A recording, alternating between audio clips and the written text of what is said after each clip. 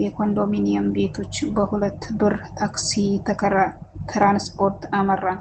ቤት ገብቼ የእቃ ምርጫውንና የአቀማመጣቸው ፎርም ለራሴ ገረመኝ። በእኔ ምርጫ የተገዙ ነው የመሰለኝ፣ ግን ደግሞ ምርጫዬን ጠይቆኝ አያውቅም። ምናልባት ባልና ሚስት ከአንድ ወንዝ ይቀዳል ነው እና የሚባለው። ምርጫው ይህን አላውቅም። ብቻ ከሳሎን ወደ መኝታ ቤት ገባሁ። ዋናው ነጭ አልጋ፣ ነጭ ቁምሳጥን። ቆይ ይህን ሁሉ በአንተ ምርጫ ነው ብዬ በአግራሞት ጠየኩት።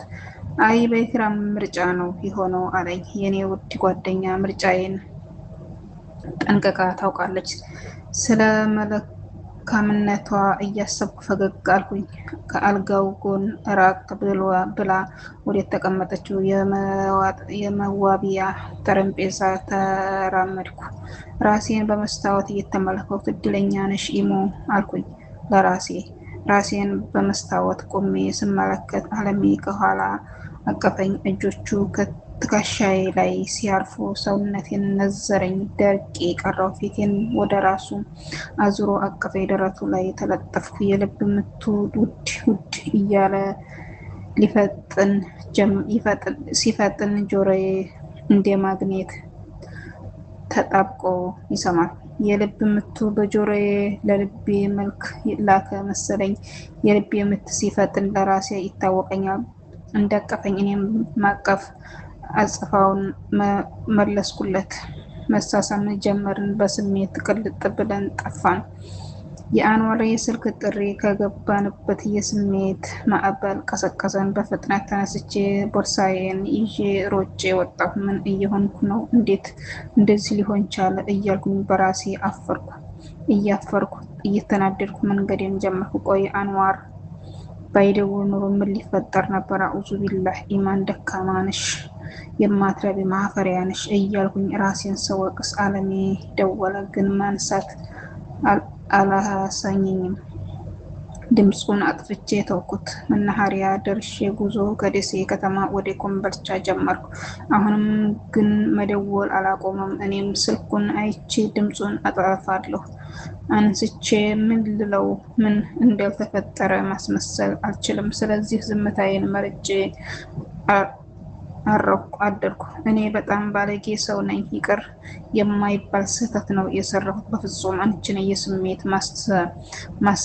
ማስታመሚያ አድርጌ አስቤሽ አላውቅም። ዛሬ በተፈጠረው ነገር አፍሬያለሁ። ተሳስቼ አንቺንም አሳሳትኩሽ። ይሄ ይፈጠራል ብዬ አላሰብኩም። ሁሉም የኔ ጥፋት ነው። ይቅር በይኝ የማለት ድፍረት ባይኖረኝም ግን አላህ የውስጤን ያውቃል። የተፈጠረው ነገር እንዲፈጠር አልፈልግም ነበር።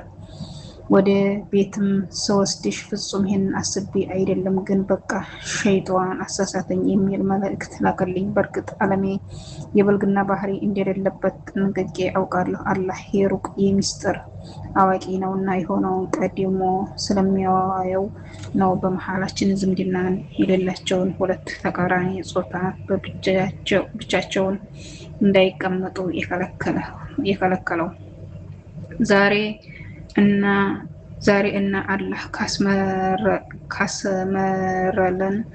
ካሰመረልን መስመር አልፈን በራሳችን መሄዳችን የስሜታችን ባሪያ የሸይጧን መናገሻ ሆነናል።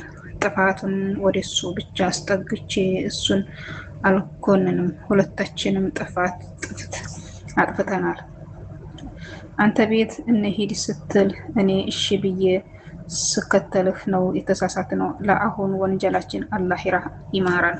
ከዚህ በኋላ ግን ኒካህ እስከምናስር ድረስ ብቻችንን በአካል አንገናኝም ብዬ ለመንኩት። መልስ ላኩለት። ሀሳብሽ ሀሳቤ ነው ብሎኝ ተስማማን። ነቢም ትምህርት ጨርሳ መጣች። አልሐምዱሊላህ አሁን ብቻዬን አይደለሁም። ነቢ ፍላጎቴን ገና ከአይኔ እይታ መረዳት የምትችል ጓደኛዬ ብቻ ሳትሆን ለእኔ የሚሻለኝንም ምርጫ ጓደኛዬ ነች። አሁን ያለን ጊዜ 1 ወር ብቻ ነው። ሲሆን ከኛው ጋር ብዙ ጊዜዋን ማሳለፍ ጀምራለች። ከወንድሟ ሰርግ እኔን ቅድሚያ ሰጥታ ስለመረጠችኝ ደስ ብሎኛል። ሚዜም እንደምትሆነኝ ነግራኛለች። ኢክሮ ከኛ ጋር ብዙ ጊዜ እንድታሳልፍ ልጇ ገና አልጠነከረችም። ቢሆንም ግን ሁሉንም ነገር በስልክ ሀሳብ በመስጠት ድጋፍ አልተለየችንም። ነቢ በሰርጉ ሰበብ እኛ ቤት ውላ የምታድርባቸው ቀናቶች በዝተዋል። በዚህም ምክንያት ከሷሊህ ጋር ከበፊቱ በበለጠ ተግባብተዋል። የሷሊህን ስም ደጋግማ ስትጠራ እሰማታለሁ። እሱም እንደዛው አብዝቶ ስሟን ይጠራል። እኔ ጋር ካላደረች ለምን ብሎ መጠየቅ ጀምሯል። ሁኔታው አልጥምሽ ብሎኛል። ነቢም እኛ ቤት ማደሩን ወደዋለች፣ ግን እኔን ብላ ብቻ አይመስለኝም። የሁለቱ ሁኔታ በጥልቅ መመርመር ይዣለሁ። ሃይስኩል ተማሪ እያለሁ ሁሉ ማታ ማታ ከሷሊህ ጋር ፊልም እናይ ነበር። ታዲያ ብዙ ጊዜ በተኛሁበት እንቅልፍ እየወሰደኝ እኔን አቅፈው ወደ ክፍሌ መውሰድ ቢያስችለውም ግን አንድም ቀን ተነሽ ብሎኝ አያውቅም። እሱ ቀድሞኝ ከተኛ እኔም ትቼው አልሄድም። ከጎኑ ተኝቼ አነጋለሁ። ብዙ ፎጣ ብቻ ለብሰን ያነጋናቸውንም ምሽቶች ነገሩ እናቴ ይሄን ስታይ የእናንተ ነገር አይታመንም እያለች ብርድ ልብስ ትደርብልናለች። ከዛም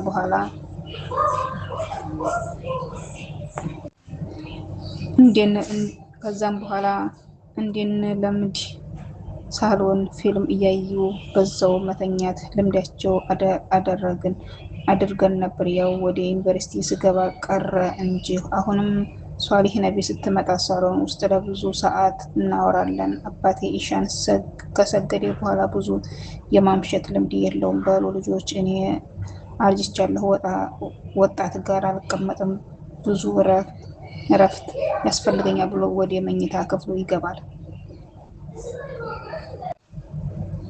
እናቴ ትንሽ አወራርታን ብዙም ሳትቆይ እሷም ትሄዳለች። ያኔ እኔና ሷሊህ ብቻ እንቀር ነበር። አሁን ግን ነቢ ስለ ሰርጋችን ሁኔታ እያወራሁ አመሻለሁ እንጂ እንደ በፊቱ ቢሆን እንቅልፍ ስለሚያሸንፈኝ እውነተኛ በሚል ሰበብ ከነቢ ጋር ወሬያቸውን ሳይጨርሱ ባለያያቸው ሁለቱም ሳይረግሙኝ አይቀሩም። ነቢ ሷሊህን የማድነቅ ስለሱ የማውራት አባዜ ይዟታል። ስለሱም የግል ህይወት ከኔ ማጣራት ትፈልጋለች። በተደጋጋሚ የሚወደት ልጅ መኖር አለመኖሯን ለማጣራት በዘዴ ልታወጣጠኝ ሞክራ ወሬ አስቀይሻታለሁ። በሷሊህ ህይወት ውስጥ ማንም ሴት እንደሌለች አውቃለሁ። ካለችም ደግሞ ራሷ ነቢ እንደምትሆን አምናለሁ። የመጨረሻው ክፍል ይቀጥላል። ውድና የተከበራችሁ ውድ ቻናል ቤተሰቦች በሀገርም በውጭም ያላችሁ ሰላማችሁ ብዙ ትረፍረፍ ይበልልኝ እያልኩኝ የዛሬው ክፍል ይሄን ይመስላል። ቀጣይ ክፍል የመጨረሻ ክፍል ይዤ እስከምመጣ ሁላችሁም በያላችሁበት ሰላማችሁ ብዙ ትረፍረፍ ይበልልኝ።